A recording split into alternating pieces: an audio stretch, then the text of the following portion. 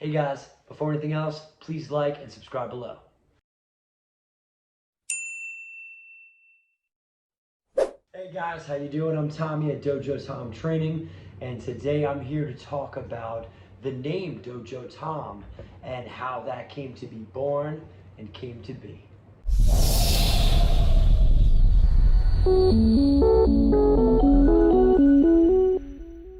DOJOTOM, how did this name come about? What does it mean? And why does it even matter? How does it apply to me, to you, or to anything in life? In 2015, I started training really hard.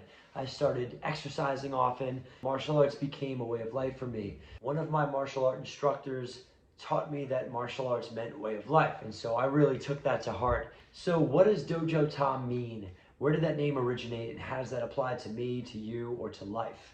I had started my career in the world of fitness, in martial arts, and started utilizing fitness and all of these different elements into everyday life. I started teaching others and really taking it to heart in terms of lifestyle. My brothers, three of them, two of them that I lived with at the time, when they would look for me, they would joke because I would talk about the dojo so much.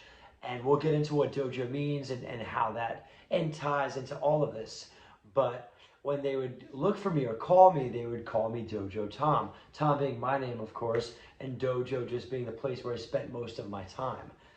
I heard that, and when I heard that, I thought something much greater of it. I thought it was actually brilliant in a sense of extraordinary and ordinary things coming together. And essentially the yin and the yang being composed of this epic force or this duality, parallel of what the two meant or came together being. So dojo, or the dojo being the learning hall, the place where we're faced with confrontation and having to overcome challenge on a daily basis, extraordinary thing. Tom was my name, hence just being an ordinary person or a human in and of existence, combined, coming together, meaning or finding transcendence in the two and rising above this ordinary being, becoming something extraordinary, hence the greatest version of yourself. The dojo, the name dojo or dojo, is a training hall. It's where individuals come to face themselves, face their fears, face a challenge, and to rise and overcome that. And the beauty of this is that even though it's confined to four walls, the dojo becomes life, and life, being the greatest teacher, will constantly be challenging us. Perfect combination of yin and yang, having dojo and tom, dojo a training hall or a house of transformation or the life practice, and then Tom just an ordinary name, which was my name or my dad's name passed down to me, which I wanted to utilize in it. So it was one of the things that he left me was his name, and so I wanted to keep that in the name even though it's mine. It was more meaningful sharing his name after he had passed away and having it live on through me in the name Dojo Tom. So one of the greater aspects of the name Dojo Tom was having ordinary and extraordinary meet together. So what did I learn in the dojo? One of the things that I learned in my dojo was overcoming the self. A dojo is typically a training hall or training facility where individuals face themselves. They face themselves, they face their fears, and they're forced to overcome adversity. And whether it's an individual or individuals around them that they are fighting with or fighting among and amongst, or just training physically, going through techniques and so forth, they are rising above themselves. They're constantly striving to become more in this environment. It's a place, it's a haven, it's like a school, if you will, that they are constantly learning and looking to become greater. The dojo doesn't have to be confined to four walls.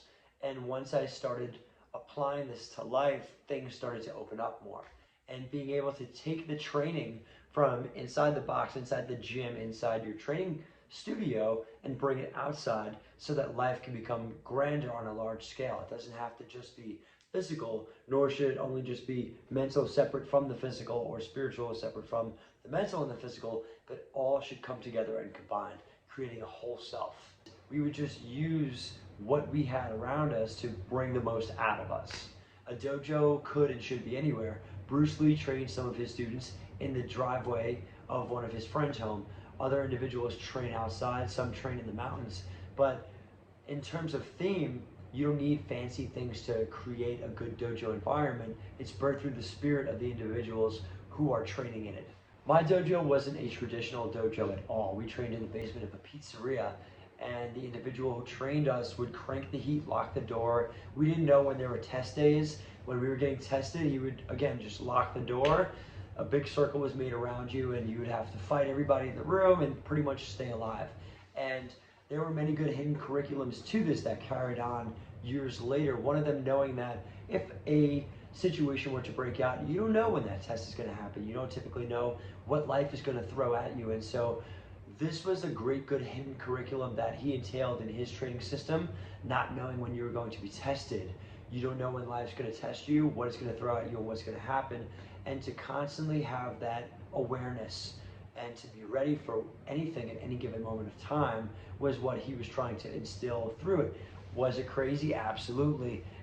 Did it work? Sure. A lot of us definitely gained skill from it and through it, and I'm grateful for all of it. When I started training at my dojo, I was terrible. I didn't really know much of anything at all, outside of just the basic street elements as a kid, and I grew as I went along. I was forced to grow as I went along because all of the other individuals training around me were either so much older or so much more technically advanced than I was that I had to adapt, which was great. This forced adaptation and growth on me, which is what we're looking for in a training element.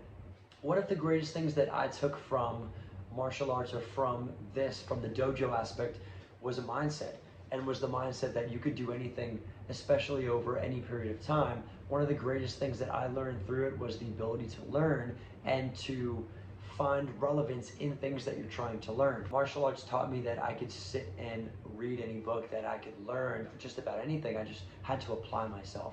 And that was probably one of the greatest things that I picked up from it. And through that, I started learning anything, whether it be me teaching myself guitar, other instruments, whether it be having to learn other hobbies and skills, or spearfishing and things of that nature.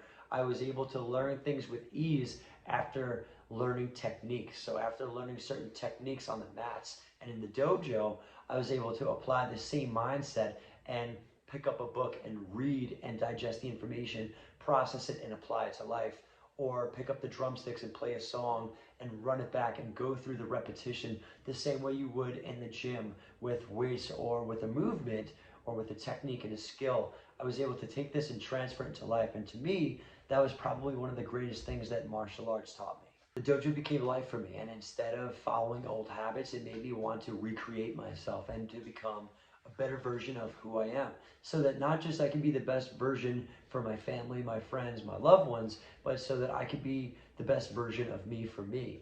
Another great thing that martial arts taught me was just how to be a better person, was how to be the best version of myself. As I started training more and more, it became less about physical, it became less about just trying to achieve a six-pack, or how to get biceps, or how to get a strong back or a strong chest, or how to define certain body parts.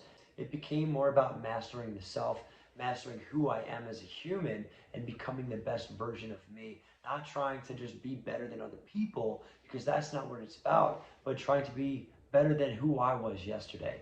And as I walk forward every day, trying to be the best version of myself, using me as my comparison, I could step forward and try to rise above who I once was, become greater, so that I could then help other people who come next in line.